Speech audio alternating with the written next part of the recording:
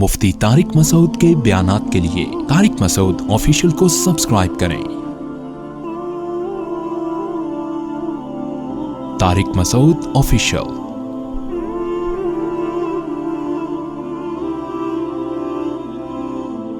سورہ انعام میں شروع ہی توحید کے مضمون سے ہوئی، اللہ کی بڑائی کبریائی، الحمدللہ الذی جعل خلق السماوات والارض وجعل الظلمات والنور ثم الذین کفروا بربہم یعدلون۔ یہاں سے سورہ شروع ہوئی تھی کہ اللہ نے آسمان و زمینوں کو بنایا اور کافر لوگ اسی کے ساتھ دوسروں کو شریک ٹھہرانے لگتے ہیں۔ تو سورت کا اختتام بھی اسی مضمون پہ ہو رہا ہے، اس کا خلاصہ پیش کیا جا رہا ہے کہ اسلام کے علاوہ آپ کو جتنے کانسیپٹ نظر آئیں گے وہ کسی ایک نظریے پہ قائم نہیں ہیں، ان کی درجنوں آراء ہیں، درجنوں نظریات ہیں، درجنوں رسومات ہیں۔ آپ دیکھ لیں، آج بھی ہندوؤں میں دیکھ لیں کہ ایک بھگوان نہیں سینکڑوں بھگوان ہیں، ٹوٹتے چلے گئے ہیں، کیونکہ بیس ہی جب کسی چیز کی مضبوط نہیں ہوتی تو پھر اس میں اختلاف لامحدود ہوتا ہے۔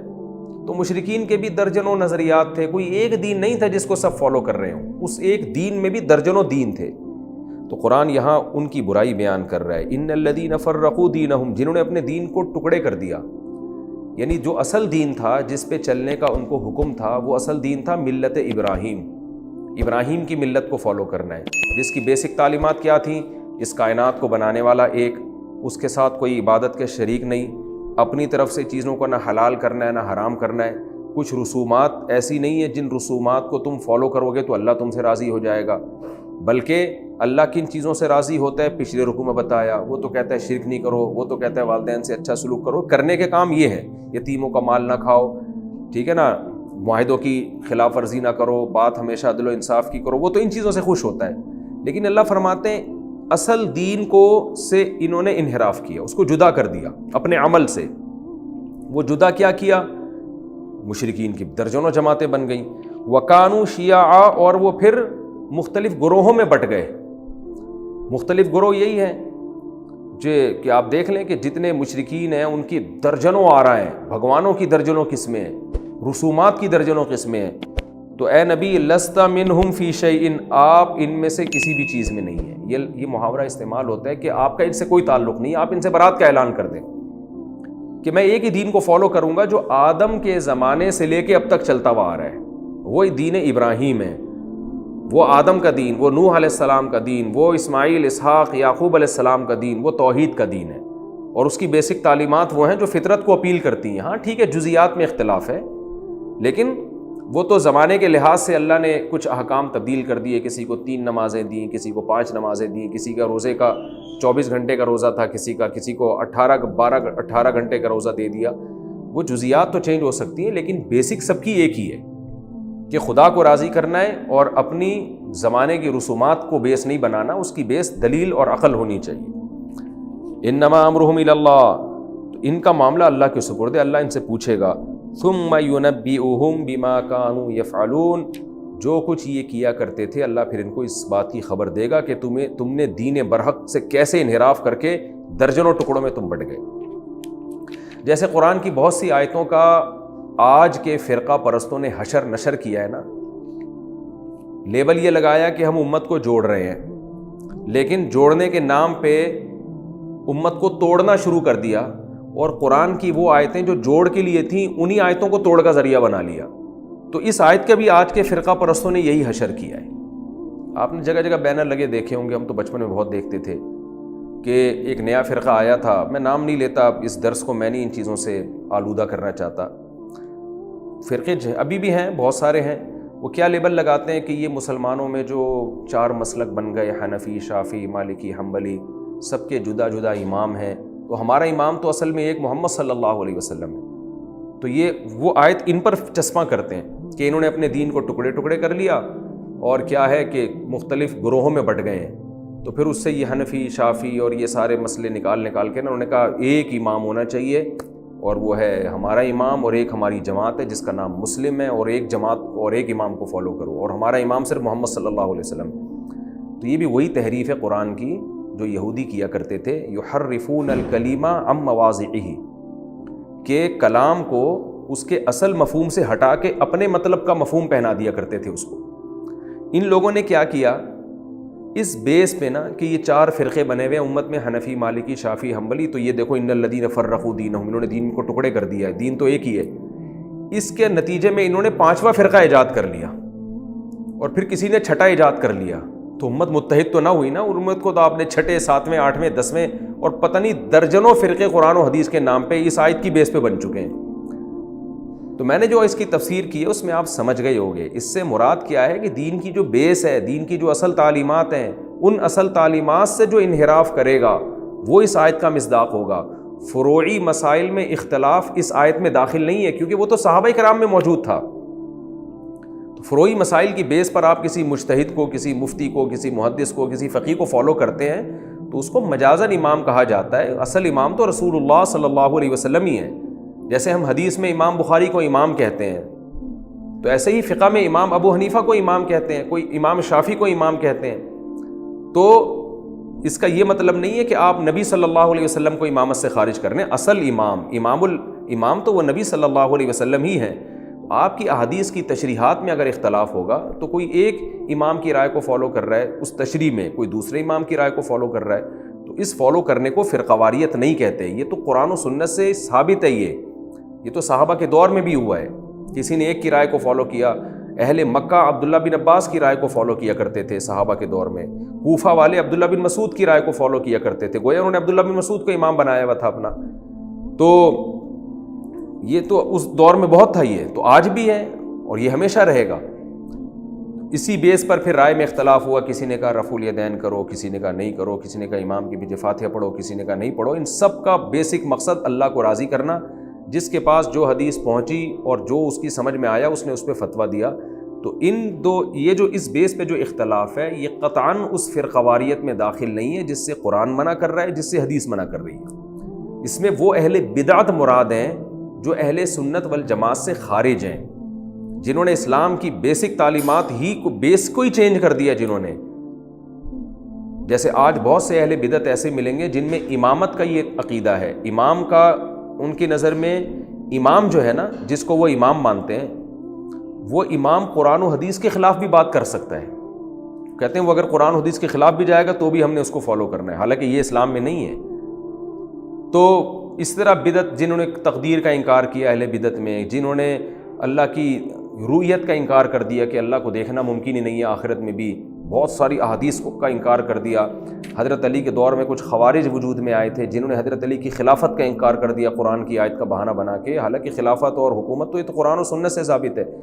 تو اس طرح کے وہ فرقے جنہوں نے دین کی بنیادیں ہلا دی ہیں وہ یقیناً اس میں داخل ہیں۔ سب سے پہلے تو اس میں مشرکین مکہ داخل ہیں، جنہوں نے حضرت ابراہیم کے دین میں تحریفات کرتے کرتے درجنوں نئے دین بنا لیے۔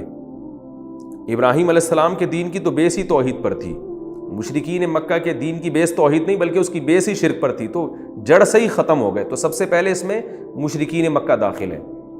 پھر اسلام میں پیدا ہونے والے وہ 72 فرقے ہیں جن میں نبی صلی اللہ علیہ وسلم نے فرمایا کہ 72 کے 72 جہنم میں اور ایک فرقہ جنت میں جائے گا۔ وہ فرقہ کون سا ہوگا؟ آپ صلی اللہ علیہ وسلم نے فرمایا ما انا علیہ و اصحابی، جس پر میں اور میرے صحابہ تھے۔ تو اس میں بتا دیا کہ بیس تمہاری قرآن و سنت اور صحابہ ہونی چاہیے۔ تو چاروں اماموں کی بیس، امام ابو حنیفہ، امام مالک، امام شافعی، احمد بن حنبل رحمہم اللہ تعالی، ان کی بیس قرآن، حدیث اور صحابہ ہی تھے۔ یہی وجہ ہے کہ مخالفین بھی ان کو گمراہ نہیں کہتے۔ تو جب ان چاروں اماموں کو پوری امت گمراہ نہیں مانتی بلکہ چاروں کو یہ مانتی ہے کہ یہ قرآن، حدیث اور صحابہ کو مانتے تھے اور انہی 3 بنیادوں پر انہوں نے آگے فتویٰ دیا ہے، تو آپ بتائیے کہ ان کو فالو کرنے والے پھر گمراہ کیسے ہو گئے؟ اہل حق کو فالو کرنے والا اہل حق کہلاتا ہے، گمراہ کو فالو کرنے والا گمراہ کہلاتا ہے۔ تو اس لیے اس آیت کا جو فروعی اختلاف امت میں پیدا ہوئے ہیں اس اختلاف سے کوئی تعلق نہیں ہے، بلکہ اس آیت کو اس پہ چشمہ کر کے نیا فرقہ بنا دیا اگر آپ نے، تو پھر آپ پر یہ آیتیں فٹ آئیں گی۔ جیسے بعض لوگ، ایک صاحب میرے پاس آئے کہنے لگے کہ یہ اتنے سارے فرقے بن گئے ہیں تو یہ تو قرآن و سنت کے خلاف ہیں، تو میں نے کہا آپ نے ایک 5واں بنا لیا ہے، اور 5واں ایسا بنایا جس کا 1400 سال سے کوئی ثبوت ہی نہیں ملتا، 15ویں صدی میں وہ فرقہ پیدا ہو رہا ہے، تو آپ تو 5واں بنا رہے ہیں، اور کمال یہ کہ 5واں پھر 2 حصوں میں ڈیوائیڈ ہو گیا، وہ بھی پارٹ 1 اور پارٹ 2 بن گیا۔ تو نبی صلی اللہ علیہ وسلم نے فرمایا میری امت گمراہی پہ کبھی بھی جمع نہیں ہو سکتی۔ تو تو آپ کو علماء اگر صدیوں تک ملیں گے تو انہی 4 مکاتب فکر ہی کے ملیں گے. کچھ حنفیہ ہیں، کچھ مالکیہ ہیں، کچھ شوافع ہیں، کچھ حنابلہ ہیں، اور چاروں کی بیس قرآن و سنت ہی پر ہے. اور ان میں اختلافات وہی نوعیت کے ہیں جو صحابہ میں بھی ہوئے تھے. رفع الیدین کا اختلاف، آمین زور سے آہستہ، یہ اختلاف اسلام کے اندر کا اختلاف ہے، یہ اسلام کے باہر کا اختلاف نہیں ہے. تو اس لیے اس پر یہ آیتیں چسپاں کرنا یہ بہت بڑی جہالت اور گمراہی کی بات ہے جو آج کل لوگ کر رہے ہیں اور اس سے امت میں آگ لگا رہے ہیں. تو فرمایا جنہوں نے دین برحق سے اختلاف کیا اور پھر ٹکڑوں میں بٹ گئے، لست منہم فی شیء، اے نبی آپ کا ان سے کوئی تعلق نہیں ہے. تو رسول اللہ صلی اللہ علیہ وسلم کو بتایا جا رہا. حالانکہ دیکھیں اگر اس سے فروعی اختلاف مراد ہوتا تو فروعی اختلاف تو نبی نے بھی کیا ہے. یعنی اسلام میں جو فروعی مسائل ہیں وہ یہود و نصارہ سے مختلف ہیں. اسلام میں 5 نمازیں ہیں، یہود و نصارہ میں 5 نہیں تھیں، 3 تھیں، 2 تھیں، کسی میں زیادہ 3 کا ثبوت ملتا ہے ہمیں. ان کے روزوں کے مہینے الگ تھے، لیکن پھر بھی اس پورے دین کو، چاہے وہ یہودیوں کا ہو، چاہے وہ عیسائی کا ہو، چاہے وہ اسلام کا ہو، چاہے وہ نوح علیہ السلام کا ہو، قرآن ملت واحدہ کہتا ہے، ایک ہی دین کہتا ہے. اس سے پتہ چلا کہ اصل کو دیکھا جائے گا کہ مقصد آپ کا قرآن و سنت کو فالو کرنا ہے یا نہیں ہے، پیغمبر کو فالو کرنا ہے یا نہیں. اگر آپ پیغمبر کو فالو کر رہے ہیں تو پھر اگر آپ کی رائے میں اختلاف ہو بھی جاتا ہے تو پھر بھی وہ اللہ اس کو ایک ہی ملت قرار دیتا ہے، ایک ہی دین قرار دیتا ہے، اس کو ملت ابراہیمی اللہ قرار دیتا ہے. تو اے نبی ان لوگوں سے جنہوں نے دین برحق سے اختلاف کیا، لست منہم فی شیء، آپ کا ان سے کوئی تعلق نہیں ہے. انما امرہم الی اللہ، ان کا معاملہ اللہ کے سپرد ہے. ثم ینبئہم بما کانوا یفعلون، جو کچھ یہ کر رہے ہیں اللہ ان کو اس کی خبر دے گا. من جاء بالحسنہ، اور اللہ نے ایک قاعدہ اصول بیان کیا سورہ انعام کے اختتام پہ کہ اتنی ساری نیکیاں ہم نے بیان کی، یہ کرو یہ ثواب ہے، یہ نہ کرو یہ گناہ ہے.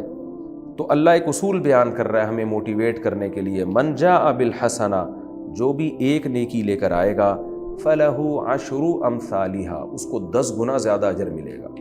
وَمَن جَاءَ بِالسَّيِّئَةِ، اور جو برائی لے کر آئے گا، فَلَا يُجْزَى إِلَّا مِثْلَهَا، تو اسے اسی کے بقدر سزا دی جائے گی. وَهُمْ لَا يُظْلَمُونَ، ان پر زیادتی نہیں کی جائے گی کہ گناہ ایک کریں اور لکھا 10 جائے، ایسا نہیں ہوگا. جتنی سزا اللہ نے اس گناہ کی لکھی ہوئی ہے وہی ملے گی، جبکہ نیکی کی جو سزا لکھی ہوئی ہے اللہ کم سے کم 10 گناہ ہر ایک کو دے گا. احادیث میں آتا ہے کہ یہ تو کم سے کم ہے. بعض دفعہ اللہ اس کا اجر اور زیادہ بڑھا دیتے ہیں. رمضان میں اجر بڑھ جاتا ہے، جمعے کے دن اجر بڑھ جاتا ہے، رات کے آخری حصے میں اجر بڑھ جاتا ہے، آپ کے اخلاص کی وجہ سے وزن بڑھ جاتا ہے. یہ بہت سارے طریقے اور بھی ہیں جن سے نیکی کا میں اضافہ ہوتا رہتا ہے. قل اننی ہدانی ربی، کیونکہ سورہ انعام میں توحید بہت زیادہ بیان ہوئی ہے تو اللہ تعالیٰ رسول اللہ صلی اللہ علیہ وسلم سے کہہ رہے ہیں کہ آپ اعلان کر دیں کہ میں شرک کے راستے پر نہیں، میری تمام تر توجہات خدا کی طرف ہے. وہ کیا ہے؟ اننی ہدانی ربی، میرے رب نے مجھے ہدایت دے دی ہے. میں جس قوم میں، یہ کیونکہ مکہ میں نازل ہوئی ہے نا سورت، تو چاروں طرف بت پرستی اور مشرکین، چاروں پوری دنیا میں. عیسائی بھی شرک کیا کرتے تھے، عیسیٰ علیہ السلام کو اللہ کا بیٹا کہتے تھے. تو جب یہ آیتیں پیش کی جا رہی ہیں تو نبی صلی اللہ علیہ وسلم تنہا تھے، چند لوگ آپ کے ساتھ ایمان لائے تھے. تو اللہ نے حکم دیا کہ آپ پوری دنیا کے سامنے کھڑے ہو کر یہ اعلان کر دیں، اننی ہدانی ربی، بے شک میرا رب مجھے ہدایت دے چکا ہے، الی صراط مستقیم، سیدھے راستے کی طرف. دینن، ایک ایسا دین ہے یہ، قیامن، جو بڑی مضبوط بیسس پہ قائم ہے. یعنی تمہارے پاس اپنے آپ کو صحیح ثابت کرنے کے لیے اپنے باپ دادا کے ریفرنس کے علاوہ کوئی ریفرنس نہیں ہے. میں جس تعلیم کو لے کر آیا ہوں، جس توحید کو لے کر آیا ہوں، اس کی بیس بڑی مضبوط ہے، محکم ہے، وہ تحریف سے پاک ہے، اور وہ غلط بیانیوں سے پاک ہے، ہر برائی سے پاک ہے. سیدھا دین ہے، ملت ابراہیم، اور وہ ہمارے باپ کا دین ہے، ابراہیم علیہ السلام، جن کو تم بھی مانتے ہو، یہودی بھی مانتے ہیں، عیسائی بھی مانتے ہیں. ایک ایسی شخصیت جن پر ساری دنیا جمع ہے، ان کا دین ہے حنیفہ. اور اس دین کی خاصیت کیا ہے کہ میں جس دین کو فالو کر رہا ہوں اس میں باطل دین کا کوئی آپشن نہیں ہے، بلکہ ان باطل تمام دینوں سے منہ موڑ کر اس سیدھے دین کی طرف. یہ بھی بہت اہم پوائنٹ کی بات ہے، خوب سمجھ لیں. آج کل اتحاد بین المذاہب کا بہت نعرہ لگایا جا رہا ہے کہ تمام مذاہب کو ایک بنایا جائے، تمام تعلیمات کو ایک بنایا جائے. تو اتحاد بین المذاہب کا اگر ہم یہ مفہوم لیتے ہیں کہ دنیا میں جو جس مذہب کو فالو کر رہا ہے کرنے دیا جائے، ایک دوسرے سے لڑیں نہیں، ہوٹنگ نہ کریں، اس حد تک تو اسلام بھی قائل ہے۔ یہی وجہ ہے کہ اسلامی حکومتوں میں کبھی بھی کسی غیر مسلم کو زبردستی مسلمان بنانے کی کوشش نہیں کی گئی، اور نہ اسے ذلیل اور رسوا کرنے کی کوشش کی گئی ہے اس بیس پہ کہ وہ غیر مسلم ہے۔ تو اتنے اتحاد کا تو ہم بھی قائل ہیں، قرآن بھی قائل ہے، اسلام بھی قائل ہے، لیکن اتحاد بین المسلم کا یہ مطلب کہ اسلام اور غیر اسلام میں فرق ختم ہونا شروع ہو جائے، مسلمان ہندوؤں کے تہواروں کو انجوائے کرنا شروع کر دیں، مسلمان کرسمس منانا شروع کر دیں، ہندو آپ کی مسجدوں میں آئیں، آپ ان کے مندروں میں جائیں، عیسائی آپ کے ہاں 2-4 نمازیں پڑھ لیا کریں تو آپ اتوار کو ان کے ہاں جا کے بھی چرچ میں کچھ عبادت کر لیا کریں۔ اس چیز کا اسلام قائل نہیں ہے۔ کیوں؟ اسلام کہہ رہا ہے حنیفاً، تمام باطل ادیان سے ہٹ کے سیدھے راستے پہ چلنا ہے۔ ایسا سیدھا راستہ اللہ کو قبول نہیں ہے کہ ادھر بھی چل رہے ہیں تو 2-4 قیام و طعام کے لیے آپ دائیں بائیں بھی مڑتے جا رہے ہیں کہ چلو جی ہم ویسے 5 ٹائم نمازیں تو پڑھتے ہیں، تو چلو آج ہندوؤں کو خوش کرنے کے لیے آج ہم مندر میں جا کے کسی بھگوان کی بھی تھوڑی دیر پوجا کر لیں تو کیا جا رہا ہے، تاکہ وہ دین کے قریب آ جائیں اور آپس میں ایک اتحاد کا ایک مظاہرہ ہو جائے۔ نا نا نا نا نا، قرآن جس چیز کو غلط کہہ رہا ہے وہ A to Z غلط ہے۔ آپ کا ایک موقف ہے، آپ اس پر قائم ہیں۔ آج بہت سے لوگ ہمیں تنگ کرتے ہیں، پوچھتے ہیں کہ ہم بھی کیا کرسمس کیوں نہیں منا سکتے، ہم ان کو سیلیبریٹ کیوں نہیں کر سکتے، ہم ہندوؤں کی ہولی کیوں نہیں منا سکتے۔ انہی آیتوں کی بیس پر علماء نے کہا ہے کہ کسی قوم کی مذہبی رسومات میں آپ کو شرکت کی اجازت نہیں ہے، کیونکہ مذہب سے آپ نے زبان سے بھی برات کا اعلان کرنا اور اپنے عمل سے بھی برات کا اعلان کرنا ہے، عمل سے بھی۔ اس کی مثال ایسے ہے جیسے ایک آدمی شراب بیچ کے پیسہ کماتا ہے، اگر آپ سے پوچھا جائے گا کہ اس کی آمدن حلال ہے حرام، آپ زبان سے بھی کہیں گے حرام ہے، لیکن آپ زبان سے تو کہہ رہے ہیں حرام ہے، مگر وہ شراب بیچ کے جو پیسہ کمایا اس سے آپ کو چائے پلا رہا ہے، اس سے آپ کو کھانا کھلا رہا ہے، اور آپ وہ کھانا کھا رہے ہو، تو لوگ پوچھیں گے نا کہ فتویٰ دیتے ہوئے تو یہ حرام ہے، تو کیا یہ نوالا آپ کے لیے حلال ہو گیا؟ اب آپ ایسے موقع پہ یہ جواب دیں کہ جی میں جوڑ پیدا کرنے کے لیے، میں لوگوں کو قریب لانے کے لیے اس کا کھانا کھا رہا ہوں، تو عقل مند آدمی کیا کہے گا کہ بھائی کیا کسی کو دین کے قریب لانے کے لیے، جوڑ پیدا کرنے کے لیے کیا خنزیر کھانا جائز ہو جائے گا؟ کیا شراب پینا جائز ہو جائے گا؟ تو جیسے شراب پینا حرام ہے، ایسے ہی شراب کی آمدن سے زمزم خرید کے کوئی آپ کو پلا رہا ہے تو وہ بھی اسی طرح حرام ہے، وہ بھی تو حرام پیسوں سے کھلا رہا ہے نا آپ کو۔ تو جوڑ پیدا کرنے کے لیے شریعت کی باؤنڈری کو کراس کرنے کی آپ کو اجازت نہیں ہے، ایک حد ہے، اس حد تک۔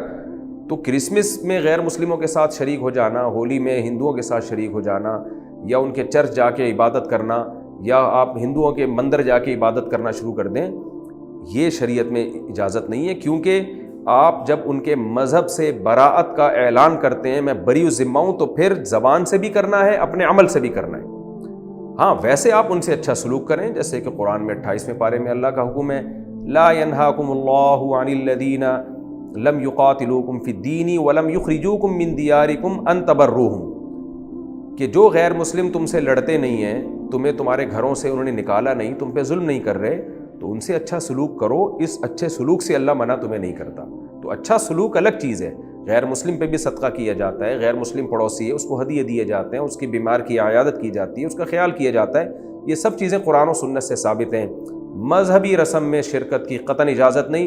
مذہب کے معاملے میں ہم نے غیر مسلم کو یہ پیغام دینا ہے کہ ہم تمہارے مذہب کو A to Z غلط سمجھتے ہیں، یہ اپنے عمل سے ہم نے ثابت کرنا ہے، اور ہمیں اسلام پر اتنا اطمینان ہے کہ اسلام کے ہوتے ہوئے ہمیں کسی مذہب کی ضرورت نہیں ہے، کسی مذہب کی ضرورت نہیں ہے۔ اسلام میں اتنا کانفیڈنس ہے، اسلام اپنے آپ کو برحق کہنے میں بہت زیادہ پر اعتماد ہے، 2 اور 2 4 کی طرح اسلام کہتا ہے میں صحیح ہوں۔ اس لیے جہاں بھی آپ دیکھیں نا ملت ابراہیم کا لفظ آیا، وہاں حنیفہ کا لفظ بھی آیا ہے، کہ حنیفہ کا مطلب باقی چیزوں سے ہٹنا ہے۔ اس کی ایک اور مثال میں سمجھاؤں کہ ہمارا جو کلمہ ہے نا وہ لا الہ سے شروع ہوتا ہے، الا اللہ بعد میں ہے، لا الہ الا اللہ، اللہ کے سوا کوئی عبادت کے قائل نہیں، لائق نہیں ہے مگر اللہ ہے، صرف اللہ ہے۔ تو اس میں نفی پہلے ہے۔ اگر یوں کہہ دیا جاتا کہ اللہ عبادت کے لائق ہے تو اس میں تھوڑا سا وہم ہو سکتا تھا کہ اللہ تو ہے، دوسرے بھی ہیں، دوسروں کی نفی پہلے کی گئی ہے، تو یہاں بھی یاد رکھیں اسلام برحق ہے، دوسرے برحق نہیں ہیں، یہ پہلے بولنا پڑے گا آپ کو۔ یہی وجہ ہے کہ جب کوئی غیر مسلم اسلام قبول کرتا ہے تو علماء کہتے ہیں کہ صرف اتنا کافی نہیں ہے کہ وہ یہ کہہ دے کہ میں اسلام قبول کر رہا ہوں، وہ جس مذہب سے پہلے تعلق رکھتا تھا اس کو غلط بھی قرار دے گا کہ میں اس مذہب کو ترک کر رہا ہوں، میں اس مذہب کو چھوڑ رہا ہوں، میں اس کو غلط سمجھتا ہوں۔ جیسے عیسائی اگر اسلام قبول کرتا ہے تو اس سے یہ کہلوایا جاتا ہے کہ میں اس بات کا اعتراف کرتا ہوں کہ عیسیٰ ابن مریم اللہ کے بیٹے نہیں ہیں۔ صرف اتنا کافی نہیں ہے کہ وہ کہہ دے کہ میں مسلمان ہوں، وہ یہ اعلان کرے گا کہ میں مانتا ہوں کہ عیسیٰ علیہ السلام اللہ کے بیٹے نہیں ہیں۔ قادیانی اسلام قبول کرے گا تو صرف اتنا کافی نہیں ہے کہ میں قادیانی ہوں، وہ اقرار کرے گا کہ میں مانتا ہوں کہ نبی آخری نبی ہے رسول اللہ صلی اللہ علیہ وسلم، اور مرزا غلام احمد قادیانی جھوٹا ہے، کذاب ہے، دجال ہے، یہ الفاظ اپنی زبان سے دہرائے گا۔ تو یہ حنیفہ کے لفظ سے علماء نے استدلال کیا ہے کہ آپ کو مسلم ہے تو مسلم ہے، آپ کو اس پہ فخر ہونا چاہیے، آپ کو اس پہ اطمینان ہونا چاہیے، ادروائز آپ کا اسلام اللہ کی نظر میں قبول نہیں ہے۔ تو یہاں بھی قرآن کہہ رہا ہے کہ میں ان تمام چیزوں سے، کیونکہ مشرکین مکہ آپ پہ زور لگایا کرتے تھے کہ ٹھیک ہے آپ کا ایک دین ہے تو ہمارے دین کو بھی مرج کر لیں، کچھ ہمارا کچھ آپ کا، تو پتہ ہے حنیفاً یہ بالکل اس سے دستبردار ہوں میں۔ وما کان من المشرکین، اور ابراہیم مشرکین میں سے نہیں تھے۔ قل ان صلاتی ونسکی، اور آپ یہ بھی کہہ دیجئے کہ اے مشرکو تمہاری عبادتیں کبھی اللہ کے لیے ہو رہی ہیں، کبھی بتوں کے لیے ہو رہی ہیں، کبھی قربانی اللہ کے لیے ہو رہی ہے، کبھی بتوں کے لیے ہو رہی ہے۔ میں اعلان کر رہا ہوں ان صلاتی، میری نماز، ونسکی، نسک کا مطلب اگر ہم قربانی سے لیتے ہیں تو بھی ٹھیک ہے، عبادت سے لیتے ہیں تو بھی ٹھیک ہے، میری نماز، میری قربانی یا میری عبادت، ومحیایا، حتیٰ کہ میرا جینا اور میرا مرنا صرف اور صرف اور صرف تمام جہانوں کے پالنے والے کے لیے، رب العالمین کے لیے۔ یہاں دو چیزیں بیان کی گئی ہیں، ایک کو کہتے ہیں تشریعی اور ایک کو کہتے ہیں تکوینی۔ تھوڑا گاڑا لفظ ہے لیکن اس کو سمجھیں۔ تکوینی امور کہتے ہیں جو کائنات میں فطرت کے قاعدوں کے مطابق ہو رہے ہیں، سورج کا نکلنا، سورج کا غروب ہونا، بارشوں کا برسنا، اولاد کا پیدا ہونا، یہ تکوینی امور ہیں، یہ شریعت نہیں ہے۔ اور ایک ہوتا ہے تشریعی، نماز کا قائم ہونا، زکوٰۃ کا قائم ہونا، روزہ رکھنا، یہ شریعت کے کہنے سے ہم کر رہے ہیں۔ تو نماز اور عبادت یہ شریعت کے امور ہیں، زندگی اور موت یہ تکوینی امور ہیں، پیدا ہونا اور مرنا، یعنی اس کو آپ یوں سب کہہ لیں کہ بھئی فطرت کے اصول ہیں یہ۔ تو یہاں بتایا جا رہا ہے کہ میری شریعت ہو یا میرے اوپر جو تکوینی کام ہو رہے ہیں، ان سب میں میں نے اللہ کو، اپنے آپ کو اللہ کے حوالے کیا ہوا ہے۔ نماز پڑھوں گا تو وہ بھی صرف اللہ کے لیے، عبادت ہوگی صرف اللہ کے لیے، اور جو تکوینی معاملات میرے ساتھ ہو رہے ہیں، دنیا میں جو کچھ ہو رہا ہے، جن میں سب سے بڑا معاملہ کیا ہے، میری پیدائش اور میرا مرنا، وہ تمام چیزیں بھی میں نے اللہ کے سپرد کی ہوئی ہیں، یعنی میں اللہ کی تقدیر پر راضی ہوں۔ کوئی غم مجھے دے رہا ہے وہ بھی اللہ کی طرف سے، میں مانتا ہوں یہ صرف اللہ کی طرف سے، تو وہ بھی میں نے اللہ کے حوالے کر دیا، اس پہ میں راضی ہوں، جس کو رضا بالقضاء کہتے ہیں۔ تو عبادت بھی اللہ کے لیے، اور تکوینی امور جتنے ہو رہے ہیں وہ بھی اللہ کے لیے، یعنی وہ بھی میں نے اللہ کے سپرد کیے ہوئے ہیں، ان میں بھی میں اللہ کی تقدیر پر راضی ہوں۔ یہ سکون کا بہت بڑا نسخہ ہے، اگر انسان اس سوچ پہ آ جائے نا، ایک کو فوکس کریں گے تو سکون ملے گا۔ اس مضمون کو قرآن نے دوسری جگہ بھی بیان کیا ہے کہ بھلا ایک شخص جس کے کئی آقا ہوں وہ زیادہ سکون میں ہے، وَرَجُلًا سَلَمًا لِرَجُلٍ، یا وہ جس کا ایک ہی آقا ہو۔ ظاہر ہے جس کا ایک آقا ہو، ایک ہی کو راضی کرنے میں لگا ہو، تمام تصرفات جو بھی دنیا میں ہو رہے ہیں وہ سمجھتا ہو کہ وہ اکیلا کر رہا ہے، تو اس میں انسان کا سکون زیادہ ہے۔ وَبِذَا لَا شَرِيكَ لَهُ، اور اس کا کوئی شریک نہیں ہے۔ وَبِذَلِكَ أُمِرْتُ، اسی کا مجھے حکم دیا گیا ہے۔ وَأَنَا أَوَّلُ الْمُسْلِمِينَ، اور میں فرما بردار بننے والوں میں سب سے پہلا ہوں۔ کیا مطلب؟ میں جن باتوں کا تمہیں حکم دے رہا ہوں نا، سب سے پہلے میں خود اس پر عمل کر رہا ہوں، ایسا نہیں ہے کہ میں آرڈر کر کر کے خود کچھ اور کر رہا ہوں۔ تو جب آپ کوئی دعوت دیتے ہیں، اگر سب سے پہلے اس پر خود عمل کر کے دکھائیں گے تو اس دعوت میں جان پیدا ہو جاتی ہے۔